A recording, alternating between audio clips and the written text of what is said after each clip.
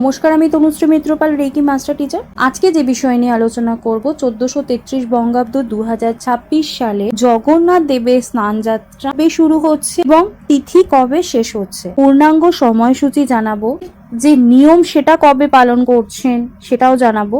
তার সাথে সাথে অমৃত যোগ কখন আছে তার সময়সূচির ডিটেলসও কিন্তু আজকের ভিডিওয়ে অবশ্য করেই আলোচনা করব। যদি প্রথমবার আমার চ্যানেলে ভিজিট করেন তাহলে অবশ্য করেই চ্যানেলটা সাবস্ক্রাইব করে নেবেন, পাশে বেল আইকন প্রেস করে নেবেন, তাহলে আমার ভিডিও নোটিফিকেশন সবার আগে আপনার কাছেই পৌঁছবে। ভিডিও ভালো লাগলে একটা লাইক করবেন এবং কোথা থেকে আমার ভিডিও দেখছেন অবশ্য করেই কমেন্টস করে জানাবেন। সাথে সাথে প্রচুর শেয়ার করবেন যাতে আমার ভিডিওর ইনফরমেশন সবার কাছে পৌঁছায়। জগন্নাথ দেবের স্নান যাত্রা শুরু কবে হচ্ছে? ইংরেজির 28শে জুন 2026 সাল, বাংলা 13ই আষাঢ় 1433 বঙ্গাব্দ, রাত্রি 2:46 রবিবার গতে জগন্নাথ দেবের স্নান যাত্রার তিথি হচ্ছে ইংরেজির 29শে জুন 2026 সাল, বাংলার 14ই আষাঢ় 1433 বঙ্গাব্দ সোমবার, রাত্রি 8:46। জগন্নাথ দেবের স্নান যাত্রাটা যে আমরা পালন করব সেটা পালন করব অবশ্য করে ইংরেজির 29শে জুন 2026 সাল, বাংলার 14ই আষাঢ় 1433 বঙ্গাব্দ সোমবার দিনকে। শ্রী শ্রী সত্যনারায়ণের পূজা